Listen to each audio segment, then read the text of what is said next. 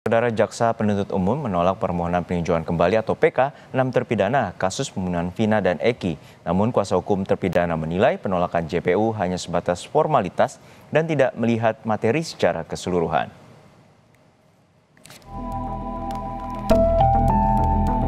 Sidang peninjauan kembali yang diajukan 6 terpidana pembunuhan Eki dan Vina memasuki babak baru. Jaksa Penuntut Umum menolak permohonan peninjauan kembali yang diajukan ke 6 terpidana. Penolakan ini dibacakan oleh JPU dalam sidang yang beragendakan mendengarkan jawaban di Pengadilan Negeri Kota Cirebon Senin sore. Sidang yang dimulai sejak pagi sempat diskors selama 2,5 jam karena kuasa hukum terpidana protes. Para terpidana tidak dihadirkan dalam sidang. Akhirnya para terpidana dihadirkan dan sidang kembali dilanjutkan. Peninjauan kembali sebagai upaya hukum luar biasa dilakukan atas dasar sebagaimana dalam ketentuan pasal 263 ayat 2 KUH, yaitu A. Apabila terdapat keadaan baru yang menimbulkan dugaan kuat bahwa jika keadaan itu sudah diketahui pada waktu sidang masih berlangsung. Menanggapi bantahan jaksa atas permohonan PK ke-6 terpidana, kuasa hukum terpidana menyebut bukan berarti PK 6 terpidana ditolak oleh JPU. Jawaban JPU menurut kuasa hukum terpidana hanya formil saja dan tidak menyentuh material PK yang diajukan. Ya biar majelis hakim yang mempertimbangkan ya. Kami kan menghadirkan fakta yang tidak terungkap di dalam persidangan sebelumnya. Di dalam material yang kami ungkapkan. Kalau dalam hal ini jaksa berpendapat lain, ya lalu menghadirkan bahwa itu adalah formil yang diajukan bahwa tidak sesuai dengan 263 ayat 2 tentang PK yang akan kami ajukan, itu sah-sah saja, itu haknya jaksa. Tapi sekali lagi kami dalam memori PK kami sudah jelas kami menguraikan peristiwa-peristiwa yang terjadi yang belum pernah terungkap di dalam persidangan. Lebih lengkap tentang proses persidangan peninjauan kembali 6 terpidana kasus pembunuhan Vina dan Eki, kita tanya langsung pada jurnalis Kompas TV Muhammad Syahri Romdon di Cirebon, Jawa Barat. Syahri, untuk saat ini jaksa menolak novum atau PK terkait dengan pembunuhan Vina dan Eki. Lalu seperti apa terkait penolakan ini dengan alasan dari jaksa penuntut umum? Ya, baik Dino di studio. Selamat siang saudara. Proses persidangan PK telah dilakukan oleh Pengadilan Negeri Kota Cirebon sebanyak 2 kali. Pertama dengan pembacaan memori PK yang dibacakan oleh tim kuasa hukum 6 terpidana. Dan Selasa, Senin kemarin adalah agenda pembacaan jawaban atau tanggapan dari jaksa penuntut umum yang sebagai pihak termohon.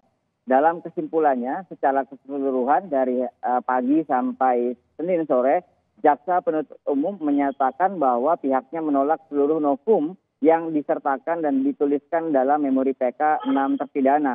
Beberapa di antaranya adalah mengatakan para saksi yang akan dihadirkan dalam PK 6 terpidana ini bukanlah sebagai novum karena beberapa di antaranya telah ada di tahun 2016 lalu. Yakni ada Liga Akbar, kemudian juga ada Dede Suranto, meskipun Dede tidak masuk ke dalam ruang persidangan, namun dia sudah memberikan kesaksiannya di bawah sumpah di luar persidangan yang kesaksiannya dibacakan dalam pengadilan. Kemudian juga terkait kekhilafan hakim, jaksa penuntut umum juga mengatakan bahwa hal itu tidak berdasar karena hakim memutuskan perkara sesuai dengan fakta-fakta persidangan dan juga beberapa alat bukti lainnya. Dan juga pernyataan adanya peradilan sesat itu juga dibantah oleh termohon, yakni oleh jaksa penuntut umum. Begitu juga dengan beberapa jaksa lainnya, antara lain Solihin yang juga menyatakan bahwa hal-hal yang disampaikan dalam persidangan PK 6 terpidana ini bukanlah novum dan juga tidak kuat sebagai yang disangkakan sebagai novum. Namun demikian, dari kuasa hukum 6 terpidana menyatakan bahwa pihak jaksa penuntut umum maksud kami hanya melihat memori PK sebagai formil saja, tidak kepada materialnya. Meskipun beberapa di antaranya telah ada tahun 2016, namun ada kesaksian yang baru, kesaksian yang belum pernah terjadi di tahun 2016 dan sekarang diungkap yang sebenar-benarnya.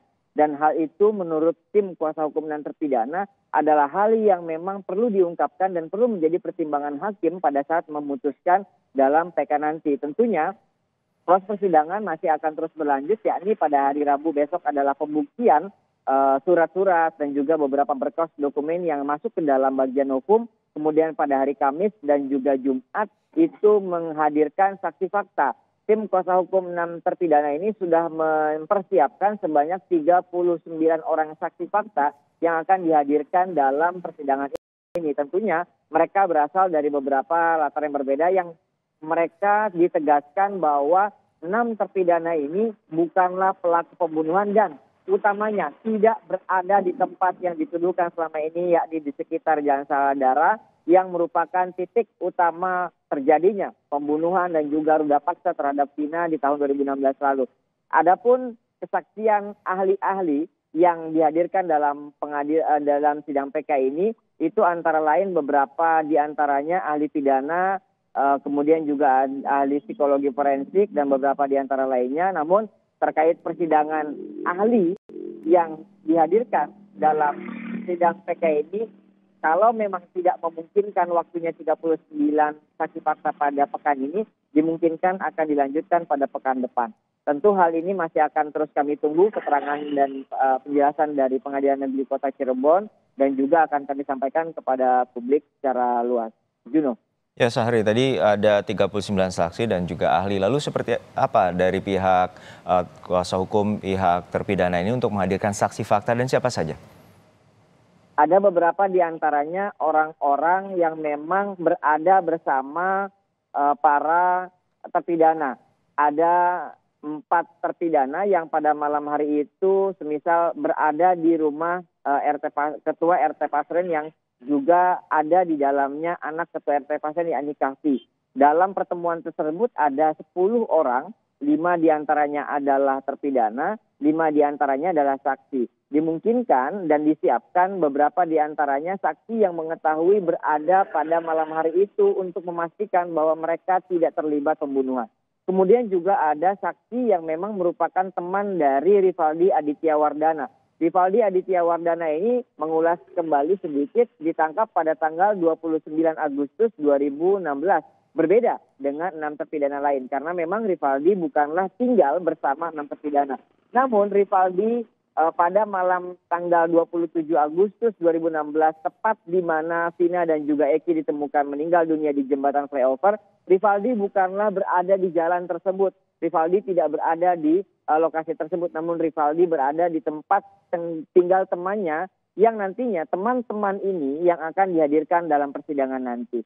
Namun sampai saat ini kami masih belum mendapatkan informasi secara lengkap siapa, nama dan lain sebagainya saksi-saksi tersebut karena masih dalam upaya dilindungi oleh para tim kuasa hukum 6 terpidana ini untuk memberikan kesaksian pada agendanya nanti.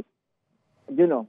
Baik, kita terus nantikan bagaimana proses persidangan dari peninjauan kembali 6 terpidana kasus pembunuhan Vina dan Eki yang terjadi pada 8 tahun silam. Terima kasih jurnalis Kompas TV Muhammad Syahri Romdon dari Cirebon, Jawa Barat.